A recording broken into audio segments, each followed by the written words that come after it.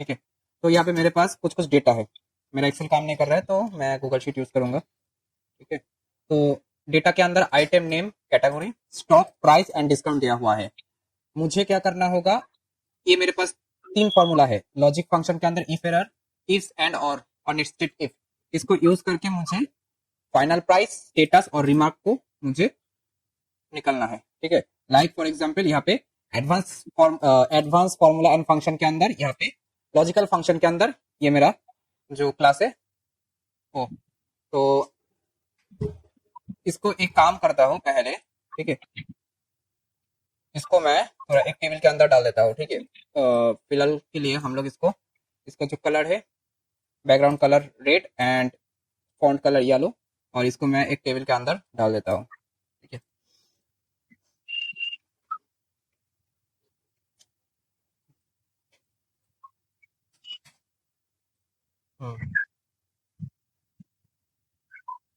नहीं हो रहा है, हाँ ठीक हो रहा है नाउ। तो मुझे पहले क्या करना होगा कि इसका फाइनल, यहाँ पे मैंने प्राइस दिया हुआ है हर एक प्रोडक्ट का। ठीक है। बट मुझे चाहिए इसका फाइनल प्राइस, तो उसके लिए मैं जो इफ एरर का जो फॉर्मूला है वो मुझे यूज करना है।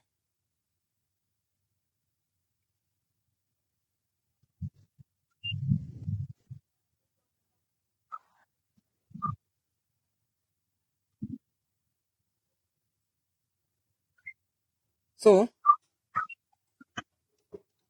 यहाँ पे मैं इफ एरर, ठीक है, और इसमें मैं क्या करूंगा कि हम लोगों का जो प्राइस है D2, ठीक है, उस प्राइस को हम लोग पहले लेंगे। एक काम करते हैं कि इसके अंदर हाँ D2 को पहले लेते हैं। जो प्राइस है प्रोडक्ट का ओरिजिनल प्राइस, उसके साथ हम लोग क्या करेंगे कि करेंट जो प्राइस है उसके साथ हम लोग मल्टीप्लाई करेंगे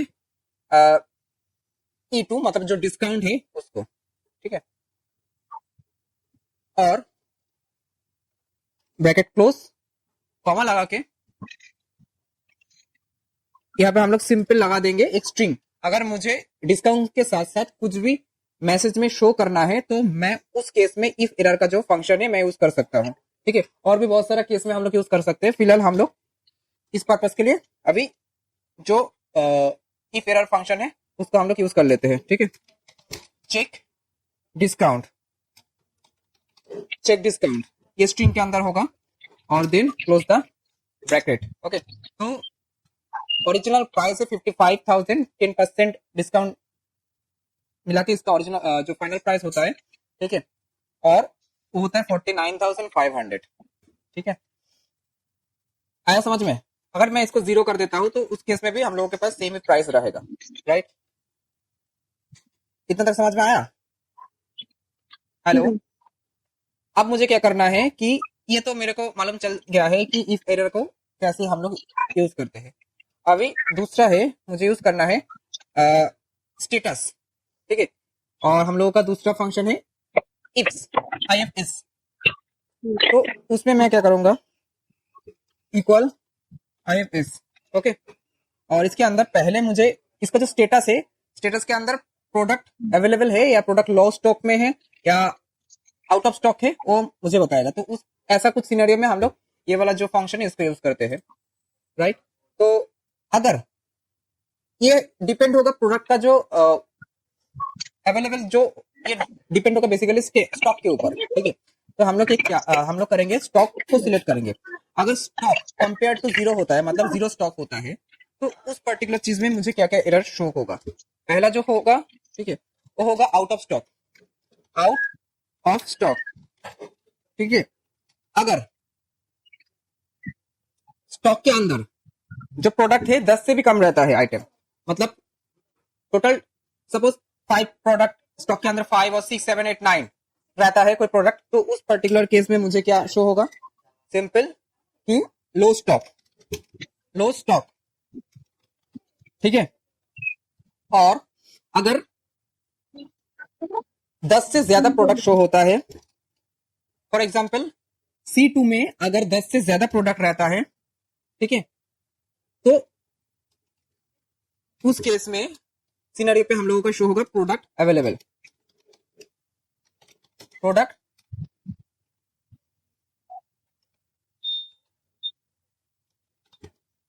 ठीक है, देन रन। ठीक है, ऑटो फिल हम लोग करते हैं इसको, ऑटोमेटिकली फिल हो जाएगा। तो यहाँ पे देख एक चीज कि यहाँ पे 10 से पहला कंडीशन क्या है, अगर प्रोडक्ट इक्वल 0 मतलब प्रोडक्ट में कुछ भी नहीं रहता है तो उस केस में हम लोगों का क्या शो होगा, आउट ऑफ स्टॉक। अगर 10 से कम प्रोडक्ट रहता है 10 पीस से तो प्रोडक्ट लो स्टॉक, अगर 10 से ज्यादा रहता है तो प्रोडक्ट अवेलेबल। ठीक है, तो सेकंड वाला सिनेरियो में देख प्रोडक्ट के अंदर 0 है, that's means out of stock. ठीक है, और यहाँ पे 30 है तो प्रोडक्ट अवेलेबल, बट यहाँ पे 10 से कम है, 8 है, 8 प्रोडक्ट है आइटम स्टॉक के अंदर, तो लो स्टॉक बता रहा है। ओके, तो ये हो गया हम लोगों का स्टेटस जो जिसके लिए मैंने यूज किया है। ये जो सेकंड वाला जो फॉर्मूला है, ये वाला फॉर्मूला। ठीक है, फर्स्ट वाला फॉर्मूला हो गया, सेकंड वाला अभी इसको यूज करेंगे एंड और नेस्टेड इफ। ठीक है, उसके लिए हम लोग रिमार्क के अंदर जाएंगे, रिमार्क, और यहाँ पे सिंपल हम लोग क्या करेंगे कि यहाँ पे क्या क्या है कि मेरे पास 3 कंडीशन होगा। अगर ज्यादा प्रोडक्ट होता है तो हाई वॉल्यूम में प्रोडक्ट। ठीक है, और अगर इसमें इलेक्ट्रॉनिक्स मतलब इलेक्ट्रॉनिक्स और एक्सेसरीज का कुछ टाइप का प्रोडक्ट होता है तो रेगुलर आइटम का जो प्रोडक्ट है वो मेरे पास आएगा और अदर्स आएगा। ठीक है, तो ये हम लोगों का कंडीशन के ऊपर चेक होगा। ठीक है, तो इफ नेस्टेड इफ मतलब इफ के अंदर हम लोग करेंगे यूज दोबारा से, अगर इफ के अंदर इफ मल्टीपल टाइम यूज करेंगे तो हम लोग क्या, हम लोगों का हो जाएगा नेस्टेड इफ। अब हो गया तेरा, अभी बंद करो उसको। हाँ, अभी जो लिख के दिया है वो दो फटाफट। ठीक है, तो नेस्टेड इफ हम लोग करते हैं कि फॉर एग्जांपल हम लोगों का एंड का जो रूल्स है वो राइट और लेफ्ट साइड में दोनों ही ट्रू होना चाहिए। मतलब अगर तीसरा एंड का फॉर्मूला क्या है कि जब ट्रू होगा तब हम लोगों का एग्जीक्यूट होगा, ट्रू होगा।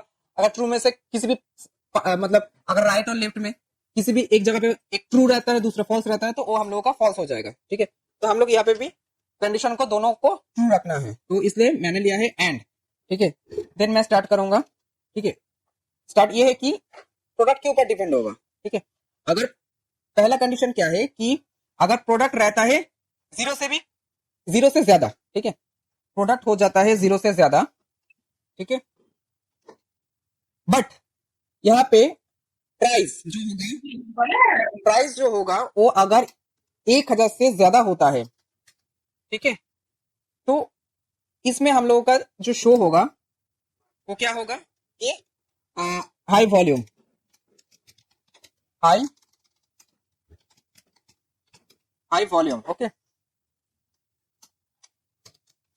High sorry not a high volume, हम लोग उसको हाई वैल्यू भी कह सकते हैं कि अगर 1000 नहीं, इसको हम लोग कर देते 10,000 से, मतलब 10,000 जो 10,000 जो प्राइस है उससे ज्यादा प्रोडक्ट का दाम होता है तो वो हो जाएगा हम लोग का high value product, high value product. ठीक है, यहाँ पे मैं वॉल्यूम नहीं चेक कर रहा हूँ, यहाँ पे मैं जो वैल्यू है उस पर चेक कर रहा हूँ। ठीक है, तो क्या है कि अगर स्टॉक में 0 से ज्यादा प्रोडक्ट रहता है और जो प्राइस है वो 10,000 से ज्यादा रहता है, वो हो जाएगा हम लोगों का हाई वैल्यू प्रोडक्ट। ठीक है, और देन हम लोग इफ यूज करेंगे दोबारा से, और इसके अंदर हम लोग अभी और यूज करेंगे। तो यहाँ पे एक चीज देख, एंड के अंदर जब दोनों ही कंडीशन ट्रू होगा, ठीक है, तब मुझे ये मेरे पास आएगा हाई वैल्यू प्रोडक्ट जो रिटर्न है वो आएगा। 10,000 से ज्यादा होना चाहिए, दैट्स मींस ट्रू, और 0 से ज्यादा आइटम होना चाहिए, ये भी हम लोगों का ट्रू हो रहा है। देखिए यहाँ पे देख ट्रू शो हो रहा है और यहाँ पे भी ट्रू शो हो रहा है। ठीक है, तो ये हो गया हम लोगों का ट्रू हो जाएगा दोनों साइड में, तो मेरे पास ये जो हाई वैल्यू प्रोडक्ट ये मेरे पास रिटर्न में आ जाएगा। ठीक है, नाउ अब हम लोग क्या करेंगे और यूज करेंगे कि दोनों साइड में अगर किसी भी साइड में राइट और लेफ्ट किसी भी एक साइड में अगर ट्रू रहता है और दूसरा साइड में फॉल्स रहता है तो तब भी हम लोगों का और में एग्जीक्यूट होगा। ठीक है, तो यहाँ पे हम लोग क्या करेंगे, इफ और बाबू उठो, कहाँ बुक तेरा, ये वाला फटाफट करके दो। ठीक है, यहाँ पे हम लोग कौन सी कंडीशन B2 के ऊपर लेंगे। ठीक है, B2 दैट्स मीन कि अगर इलेक्ट्रॉनिक्स का आइटम होता है तो मेरे पास होगा कि रिमार्क ये इलेक्ट्रॉनिक्स प्रोडक्ट है, और अगर इलेक्ट्रॉनिक्स को छोड़ के अदर टाइप का प्रोडक्ट होता है, एक्सेसरीज होता है और रेगुलर टाइप का कुछ होता है, तो उस चीज में उस केस में हम लोग के पास रिमार्क आएगा ये इलेक्ट्रॉनिक्स प्रोडक्ट है। ये तो दूसरा है वो हो गया हम लोगों का एक्सेसरीज और रेगुलर जो आइटम का जो प्रोडक्ट है वो, ठीक है। तो इसका जो कंडीशन होगा कि अगर B2, ठीक है, और क्या अंदर B2 सिलेक्ट करेंगे। B2 सिलेक्ट करने के बाद अगर हम लोगों के पास प्रोडक्ट होता है इलेक्ट्रॉनिक्स, ठीक है, तो हम लोग क्या करेंगे, इसका काम करते हैं, इसको पूरा कॉपी करेंगे, ठीक है, इसको पूरा कॉपी करके यहाँ पे डालेंगे इलेक्ट्रॉनिक्स अगर प्रोडक्ट होता है, कॉमा लगाएंगे, ठीक है। और अगेन B2 के अंदर अगर एक्सेसरीज जो होता है उसका एक बार कॉपी कर लेंगे, स्पेलिंग सेम होना चाहिए, ठीक है।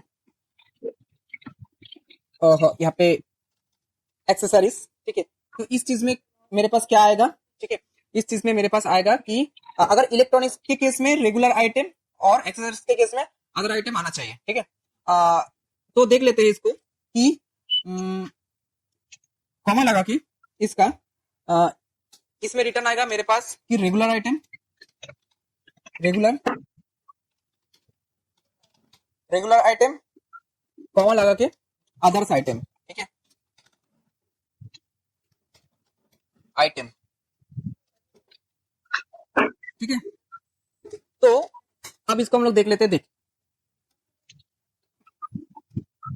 यहाँ पे देख, हाई वैल्यू प्रोडक्ट, फर्स्ट तो हाई वैल्यू प्रोडक्ट हो गया, ठीक है। और दूसरा क्या है कि कंडीशन में हम लोगों का ये मेरे पास आया है इलेक्ट्रॉनिक्स के अंदर, इलेक्ट्रॉनिक्स का प्रोडक्ट जो है हाई वैल्यू है, मतलब ये 10,000 से ज्यादा इसका प्राइस है और 0 से ज्यादा इसका क्वांटिटी में इसका स्टॉक है, ठीक है। तो यहाँ पे हम लोगों का बता रहा है कि हाई वैल्यू प्रोडक्ट, बट यहाँ पे देख कि इसका जो प्राइस है वो 20,000 है, ठीक है, 20,000 है, बट यहाँ पे जो स्टॉक आइटम है वो 0 है, मतलब यहाँ पे एक में फॉल्स हो जा रहा है, ठीक है, एक में फॉल्स हो जा रहा है। यहाँ पे देख, यहाँ पे अगर मैं जाऊंगा तो यहाँ पे ये मेरा फॉल्स हो जा रहा है और इसमें मेरा ट्रू हो रहा है, ठीक है। तो इसके लिए क्या किया है कि वो दूसरा वाला जो लिस्टेड कंडीशन है वो चेक कर रहा है कि हाँ ये इलेक्ट्रॉनिक्स है या रेगुलर आइटम है, ठीक है। सेम चीज बाकी का जो प्रोडक्ट है उसके अंदर उसके ऊपर भी अवेलेबल होगा। तो हम लोगों ने सीख लिया है कि हम लोग एरर इफ एंड और एरर इफ एंड और नॉट और नेस्टेड इफ को कैसे यूज करते हैं। समझ में कुछ आया?